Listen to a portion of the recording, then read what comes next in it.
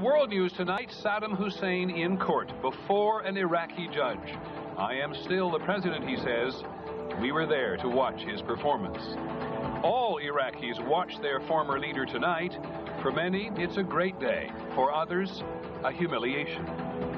And also tonight, the new general. Today, the U.S. has changed commanders in Iraq. The new man, General George Casey, gives us his first interview.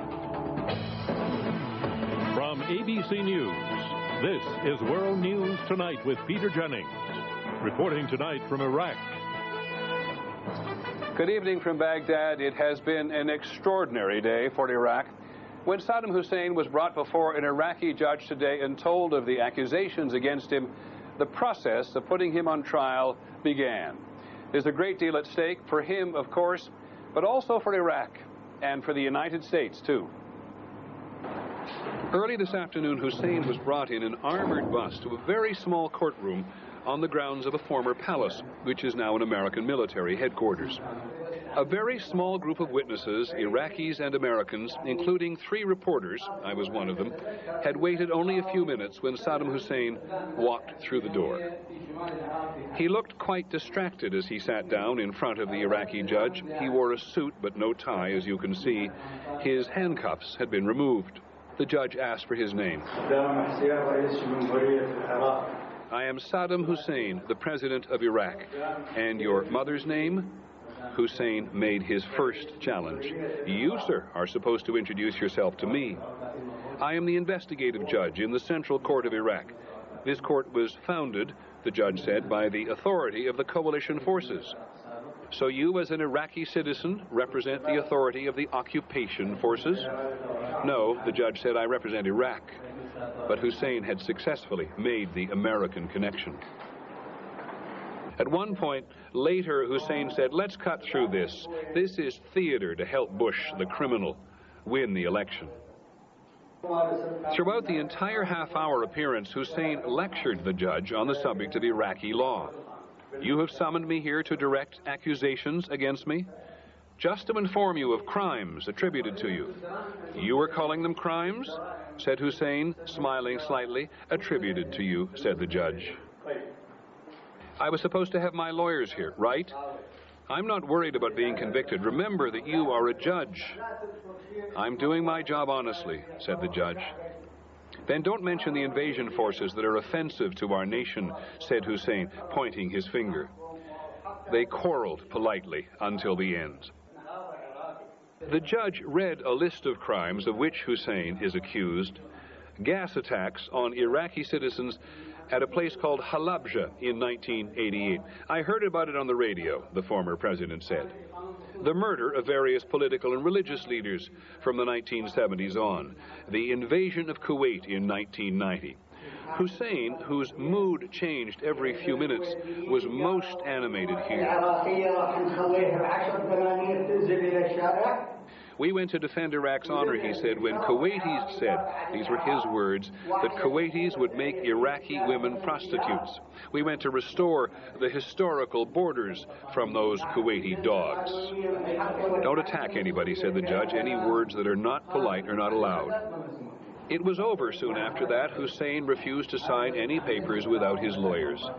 He could see the 4 television cameras.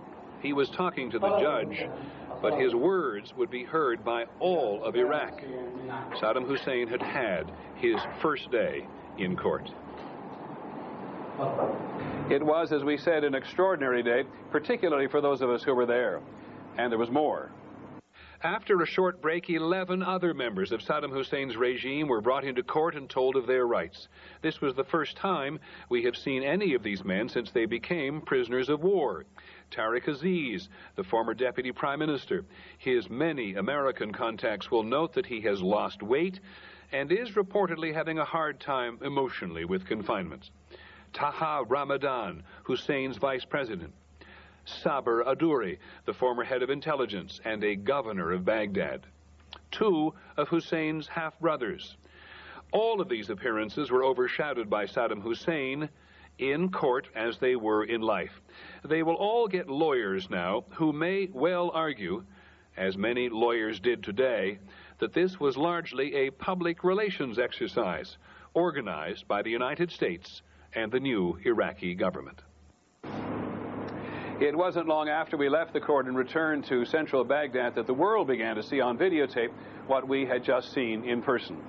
And here in Iraq tonight, there were so many different reactions to seeing him again. Here's ABC's Jim Sciutto. The moment the first images were seen, life in the capital seemed to come to a stop.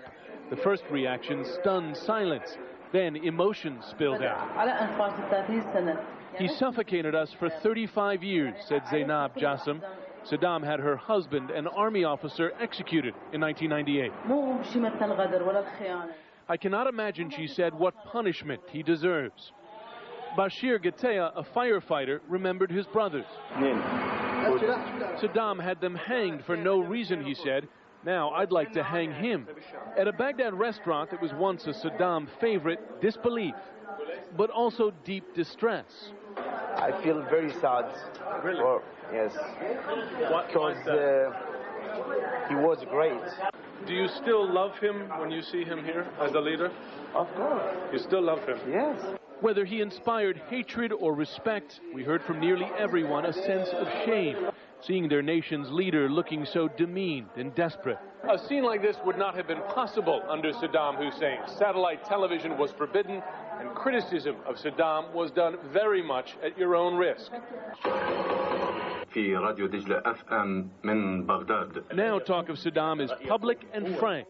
Listen to Baghdad's new and wildly popular talk radio station. Execution is too easy for Saddam, said one caller. They should burn him, then release dogs on him. But another caller said U.S. soldiers had killed two of her relatives. Under Saddam, she said, we were much safer.